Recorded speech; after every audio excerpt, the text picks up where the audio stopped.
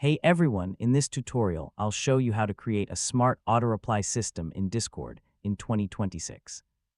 So if you want your server to automatically answer questions, guide users, and respond like a bot, yeah, this beginner guide will help you step by step.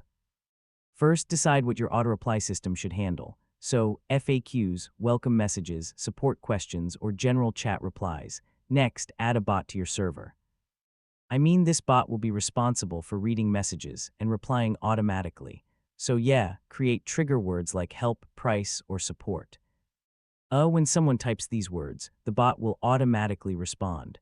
Now connect an AI system or preset responses. AI bots can give smarter answers, while preset replies are faster and simpler. So yeah, write clear and helpful replies. Keep them short, friendly, and easy to understand so users get instant help. Next, test your system by sending different messages. Make sure the bot replies correctly to each trigger.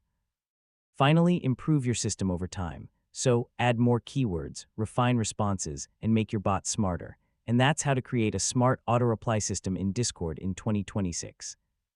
Once you set it up properly, your server can answer users automatically and save you a lot of time. If this guide helped you, feel free to check out more Discord tutorials.